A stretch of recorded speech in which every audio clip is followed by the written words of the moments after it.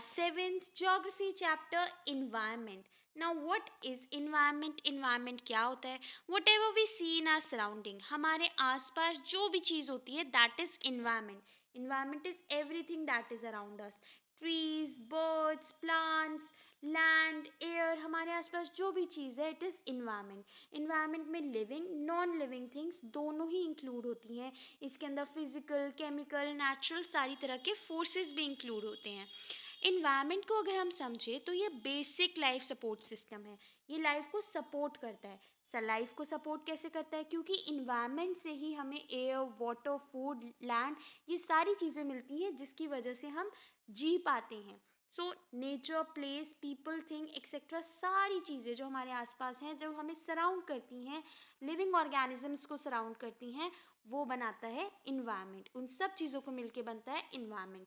Now environment has three components. Environment के three components होते हैं: natural, human and human made. जो चीज़ें हमें नेचर से मिली हैं जैसे प्लांट्स, ट्रीज, एयर, ठीक है, ये सारी हो गई नेचुरल चीज़ें. फिर ह्यूमन.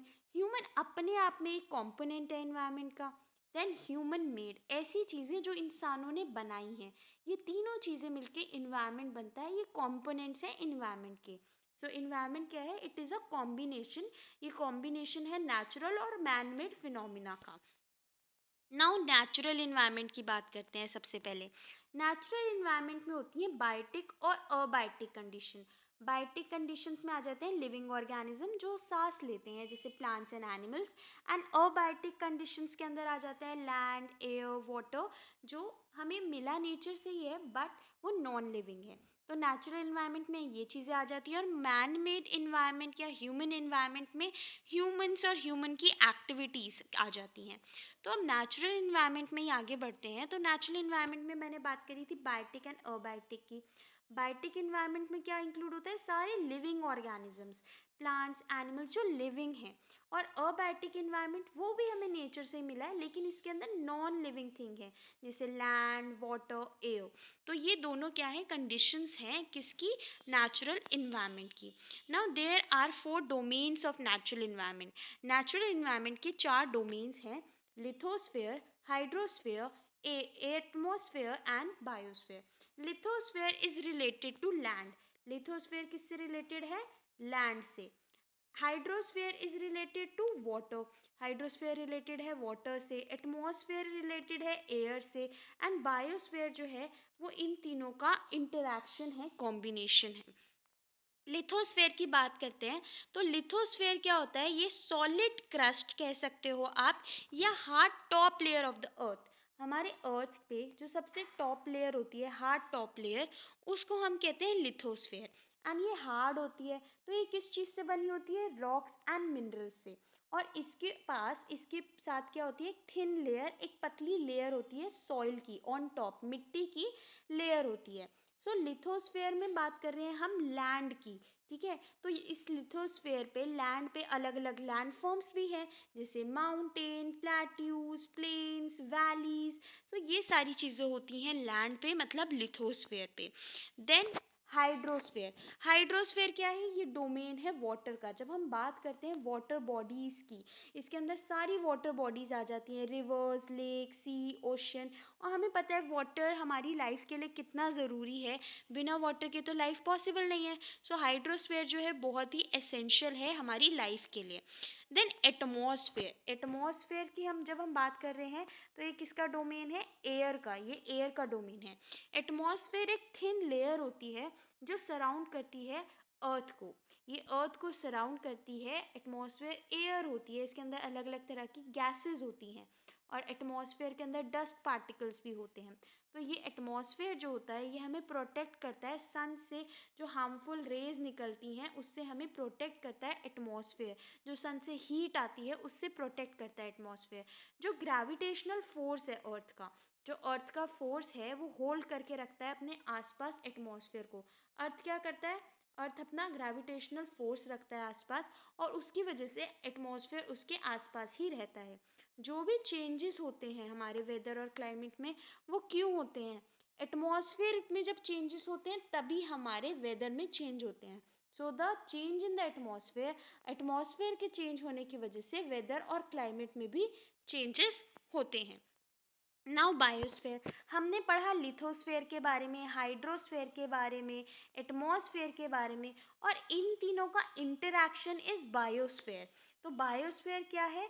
बायोस्फेयर या लिविंग वर्ल्ड के अंदर सारे लिविंग ऑर्गेनिज्म, प्लांट्स, एनिमल्स सब आ जाते हैं. ये एक ऐसा जोन है, नैरो जोन, जहाँ पे कि अर्थ के लैंड, वाटर, एयर, ये सारी चीज़ें जो अलग अलग डोमेन्स हमने पढ़े एक साथ इंटरैक्ट करते हैं और सपोर्ट करते हैं लाइफ को. तो बायोस्फीयर क्या है? ये एक नैरो जोन है. It is a narrow zone on the earth पे एक नैरो जोन है जहाँ पे land, water and air interact, land, water, air interact करते हैं एक दूसरे के साथ ताकि लाइफ सपोर्ट हो सके. नाउ इकोसिस्टम क्या है? जो रिलेशन होता है लिविंग ऑर्गेनिजम्स के बीच में और जो रिलेशन होता है बाकी ऑर्गेनिजम्स के बीच में और उनके सराउंडिंग्स के बीच में, उसी से बनता है ecosystem. The relation between the living organism and the relation between organisms and their surrounding, उसी से बनता है इकोसिस्टम. अब इकोसिस्टम जो है एक कम्युनिटी है, ये एक बायोलॉजिकल कम्युनिटी है जिसमें अलग अलग ऑर्गेनिजम्स इंटरैक्ट करते हैं अपने फिजिकल इन्वायरमेंट से. इकोसिस्टम जो है बड़े rainforest, grassland, desert, mountain, lake, river, ocean और छोटा सा पॉन्ड, कुछ भी हो सकता है. तो इन्वायरमेंट क्या है? जहाँ पे लिविंग ऑर्गेनिज्म एक साथ रहते हैं, इंटरैक्ट करते हैं अपने एक दूसरे के साथ, फिजिकल इन्वायरमेंट के साथ. इकोसिस्टम जैसे आप देख सकते हो, इसमें पिक्चर्स शो करी हुई हैं. यहाँ पे डेजर्ट, ठीक है, माउंटेन्स, ओशंस, ग्रासलैंड, सो ये सारे क्या हैं? These are all ecosystem. ये सब इकोसिस्टम है. Small pond. अब बात करते हैं ह्यूमन इन्वायरमेंट की. अभी तक हमने नेचुरल इन्वायरमेंट की बात करी थी. ह्यूमन इन्वायरमेंट वो होता है जहाँ पे ह्यूमन्स एक दूसरे से इंटरैक्ट करते हैं, इन्वायरमेंट के साथ इंटरैक्ट करते हैं. तो human beings interact with environment. जब ह्यूमन्स इन्वायरमेंट के साथ इंटरैक्ट करते हैं और अपनी नीड्स, अपनी ज़रूरतों के हिसाब से इन्वायरमेंट को मॉडिफाई करते हैं, चेंज करते हैं. So human beings interact with environment and modify it according to their needs.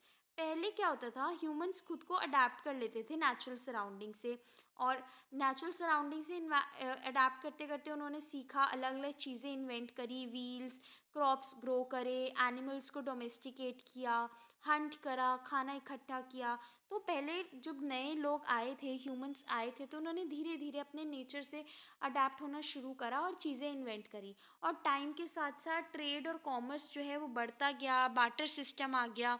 Human environment में हम देख सकते हैं कि अब तो industry revolution, transportation, information revolution, क्या क्या हो रहा है. आईटी सेक्टर इतना ग्रो हो रहा है, अब कम्युनिकेशन इतनी इजी हो गई है, स्पीडी हो गई है, पूरे वर्ल्ड में एक इंसान कहीं से भी किसी से भी बात कर सकता है.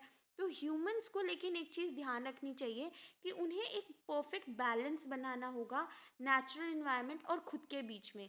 ह्यूमंस को सीखना होगा कि कैसे वो इन्वायरमेंट को यूज़ करें बिना उसको हार्म करे, एक हारमोनियस तरीके से, ताकि हमारा इन्वायरमेंट भी सेफ रहे और लोगों की नीड्स भी पूरी हो सके.